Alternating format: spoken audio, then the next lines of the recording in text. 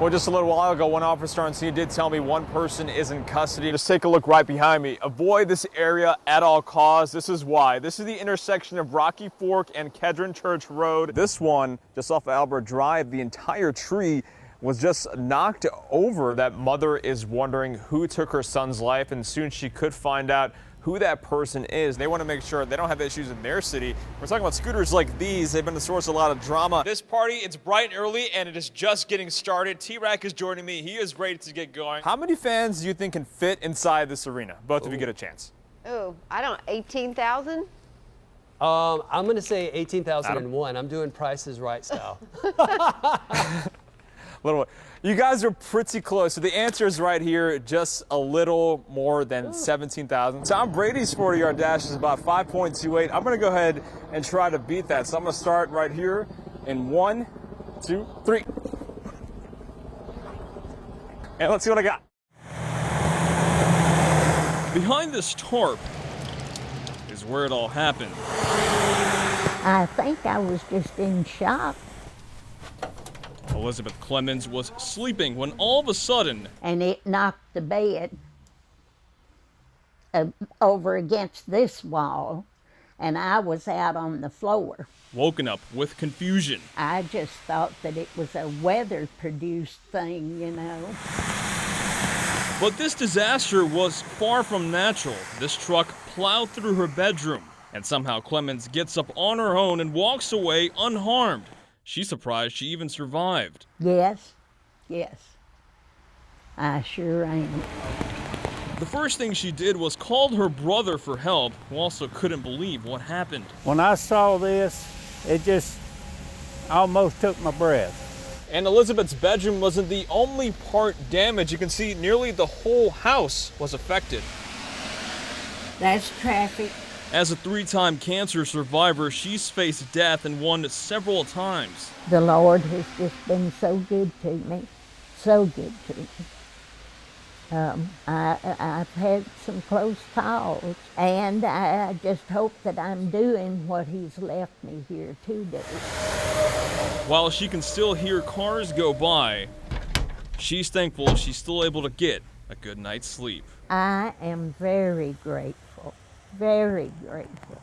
Mo Hyder, News Channel 5. For decades, a piece of history stood here just off of Highway 31 in White House. Hopefully we're going to be able to rebuild.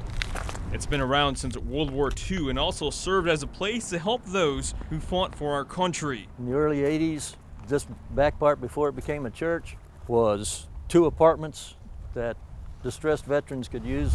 Carl Fairbanks, Right where those 2 filing cabinets are was the office. has been the commander for American Legion Post 206 since 2015. That's pretty rough to look at. Last night, he and others got word it went up in flames.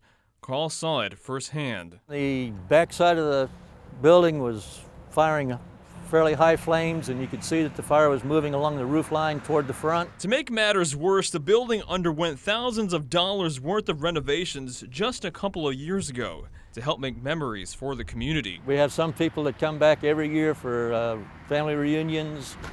We've had wedding receptions, birthday parties. Fairbanks says they do plan on rebuilding so they can keep serving their community. We want to keep it right here. Mo Hyder, News Channel 5. This is a hot foil. When Leslie Congdon has time in her busy life, she makes and sells these cards to help spread awareness about her daughter Virginia's rare condition. She's completely blind. She has seizures every day, and she is severely delayed. She's kind of like a 4 to 6 month old baby in an 8-year-old body. Virginia has Aicardi syndrome. She is missing the midline structure of her brain called the corpus callosum. The National Library of Medicine says it's so rare, about 1 in 105 to 167,000 newborns have it. Leslie and her husband Emil say life became harder the older she got. Every other environment, it was difficult to get in and out of the house or in and out of the car. That's what prompted the Condons to sell these cards, and their small business called St. Virginia was born just a little more than a year ago. St. Virginia is kind of what I lovingly lovingly like to call, like, you know, it helps fund our handicapped lifestyle. It's certainly paying off. Leslie posted this video on social media. After going viral, someone donated this ramp. It's changed everything. But the Congdons are still hoping St. Virginia can help pay for this van and other equipment not covered by insurance. We'll be paying for that for a very long time. Even with their own challenges, they're grateful for the life they do have, and now have bigger plans for St. Virginia. It's a teeny tiny company right now. It doesn't bring in a lot of money. The wish would be that if it could grow into something that was highly profitable, that, you know, we could help other ACARD girls. While Virginia can't talk or see, she's still teaching her family and others about something so rare. Look at that. Oh my God. So delicious. Every single time. People all around Nashville are talking about them. Well, the first time I seen it on Instagram, I was like, well, who is this riding around selling potatoes? They're not from a restaurant. I don't get a potato nowhere else no more. Meet Chef Ralph, the CEO of Potato Mountain 615. And Potato Mountain 615, Chef Ralph, we live, man. No office, no fancy kitchen, just him, his car, and the road. This is one of the barbershops that I pull up to pretty, a lot. People know his signature catchphrase. Get you one, quit playing. It's lunchtime and this Antioch barbershop is his first stop. What's up with you, man? What you got? Honey gold, Cajun chicken. But before Chef Ralph was filling stomachs, his life was filled with obstacles. I thought I had the job, and I was actually supposed to start orientation. And they called me the day before and told me I had a misdemeanor on my background. After being turned down several times with kids to support, he turned to his passion. I love to cook, man, so I'm gonna put a lot into it. Potato Mountain 615, Chef Ralph, we live, man. Then this self-taught chef turned his love into Potato Mountain 615. I thought when I created this potato that I was gonna build it up like a mountain. Spud after spud, with the help of social media, Chef Ralph is becoming a brand. On an average day, we're probably about 100 potatoes a day. While he's now a successful entrepreneur, there is a greater reward. It's really motivating to know that everyone, loves them, honestly. So they keep me going, man. Nashville keeps me going. Hyder, News Channel 5. As the rain dwindles down, guests start pouring into City Cafe. It's Monday, February 10th, and the owners are celebrating the restaurant's 120th birthday. Extra eggs out. Teresa Kellogg is the owner. It's chaos back here till we get everything going.